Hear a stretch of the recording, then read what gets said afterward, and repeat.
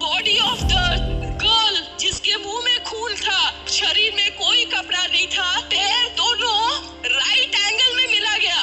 एक पाँव बेड के इस तरफ, एक पाँव बेड के इस तरफ मिला गया। चश्मे को कूटा गया जिसकी वजह से आंखों से खून निकल गया। ला दबाकर मारा गया। ये जो मशाल है ये जैसे जल रहा है वैसे ही आग हमारे दिल में भी जल रही है।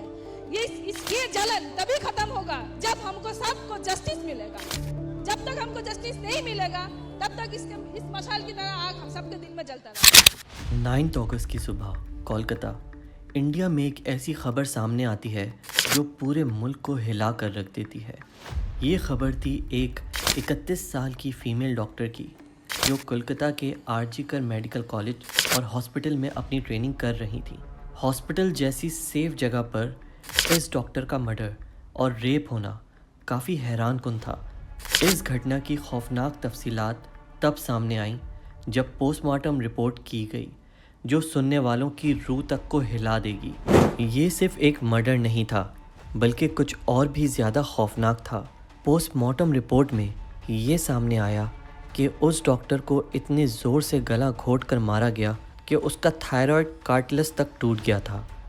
सबसे डरावना सच तब सामने आया जब उनके प्राइवेट पार्ट्स पर ज़ख्मों के निशान मिले। इससे ये साफ हुआ कि ये सिर्फ मर्डर का मामला नहीं था बल्कि रेप के बाद की गई एक खौफनाक हत्या थी। हॉस्पिटल के प्रेमिसेस में इतनी बड़ी घटना हो जाती है और किसी को खबर तक नहीं होती। क्या उस रात कुछ ऐसा हुआ जो सबको बेखबर रखने का सबब बना? क्या वहाँ कोई और भी था जिसने इस वैशी घटना को अंजाम दिया, और अगर था तो वो कौन था? इन सब सवालों के जवाब हम आज की इस वीडियो में देने वाले हैं। दोस्तों, वीडियो शुरू करने से पहले मैं आपको बता दूं कि मैं यहाँ इस फीमेल डॉक्टर को श्रुति नाम से रेफ़र करूँगा। ये उनका असल नाम नहीं है, इसलिए कंफ्यूज मत होना। श्रुति एक जूनियर डॉक्टर थी जो कोलकाता के आरजी मेडिकल कॉलेज और हॉस्पिटल से अपनी ट्रेनिंग कर रही थी। 8 अगस्त को श्रुति अपनी नाइट शिफ्ट पर थी, जैसे कि हमेशा होता था, और अपनी ड्यूटी अंजाम दे रही थी। रात के करीब 11 बजे उन्हें अपनी माँ का फ़ोन आता है, जैसे कि रोज़ आता था। श्रुति की माँ उनसे पूछती हैं कि क्या तुमने खाना खा लिया और तुम्हारी तबीयत वगैरह तो ठीक है, जिस पर श्रुति जवाब देती हैं कि उनकी तबीयत बिल्कुल ठीक है और वो अभी कुछ पेशेंट्स को देखने जा रही हैं, जिसके बाद वो अपने कुलीग्स के साथ बैठकर खाना खाएंगी। अपनी माँ से बात करने के बाद श्रुति पेशेंट्स को देखने राउंड पर निकल जाती हैं। सारे पेशेंट्स को देखने और अपना काम ख़त्म करते करते श्रुति को रात के 2 बज जाते हैं, जिसके बाद वो अपने कुलीग्स के साथ जाकर हॉस्पिटल कैंटीन में बैठ जाती हैं, जहां मिलकर ये लोग अपना खाना भी खाते हैं और साथ साथ थोड़ी बातें भी करते हैं। खाना खाते खाते और बातें करते हुए रात के 3 बज जाते हैं और इस वक्त श्रुति थोड़ी थकन महसूस कर रही होती हैं, तो वो अपनी थकन दूर करने के लिए हॉस्पिटल के 4th फ्लोर पर बने सेमिनार हॉल में जाकर रेस्ट करने लगती हैं। श्रुति के रेस्ट करते करते सुबह के 7:30 बज जाते हैं, मगर वो तब भी इस सेमिनार हॉल से बाहर नहीं आती, जो कि काफ़ी अनयूजुअल था क्योंकि श्रुति कभी भी आधे घंटे से ज़्यादा का ब्रेक नहीं लेती थी। हॉस्पिटल का एक वर्कर जो सुबह की शिफ्ट स्टार्ट होने से पहले हॉस्पिटल के सारे रूम्स को चेक कर रहा होता है, और वो इसी तरह सारे रूम्स को चेक करते हुए इस सेमिनार हॉल की तरफ आता है।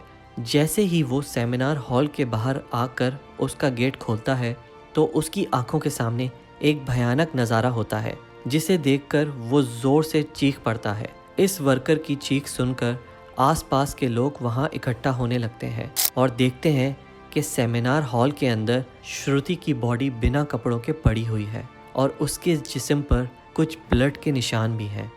यहाँ खड़े सब लोगों के लिए ये एक ट्रॉमा से कम नहीं था, स्पेशली दूसरी फीमेल्स डॉक्टर और वर्कर्स के लिए, क्योंकि उन्होंने अपनी आंखों के सामने ऐसा नज़ारा पहले कभी नहीं देखा था, वो भी हॉस्पिटल की प्रेमिसेस में।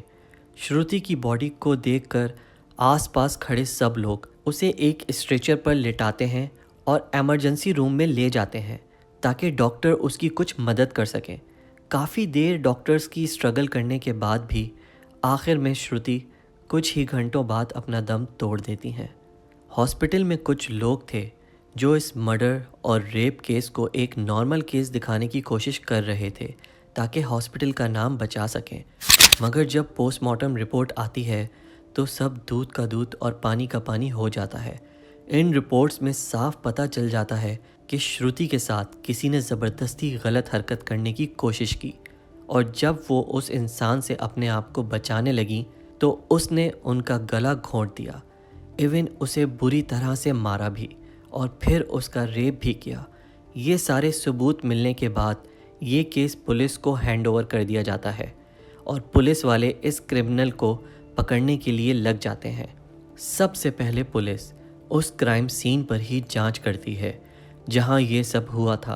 किस्मत से पुलिस वालों को वहां पर श्रुति के कुछ नेल्स और ब्लड सैंपल्स मिलते हैं और साथ ही एक ब्लूटूथ डिवाइस भी। ये केस और जल्दी सॉल्व हो जाता अगर उस फ्लोर पे सीसीटीवी कैमरास होते, मगर बदकिस्मती से इस सेमिनार रूम के अंदर या इसके आसपास कोई सीसीटीवी कैमरा नहीं था। लेकिन जिस रास्ते से इस फ्लोर पर एंट्री किया जाता था वहाँ पर कुछ सीसीटीवी कैमरास थे। पुलिस वाले इस सीसीटीवी कैमरास में सुबह के 3 बजे से 8 बजे के बीच की रिकॉर्डिंग चेक करते हैं कि इतने टाइम के बीच कितने लोग इस फ्लोर पर आए और गए थे। इन सीसीटीवी फुटेज को चेक करने के बाद ये पता चलता है कि टोटल 6 लोग इस फ्लोर पर आए और गए थे। ये पता लगने के बाद पुलिस वाले एक एक करके इन 6 लोगों को पूछताछ के लिए बुलाते हैं कि वो लोग वहाँ उस वक्त क्या कर रहे थे और इन लोगों ने इस बीच वहाँ पर कुछ अजीब देखा।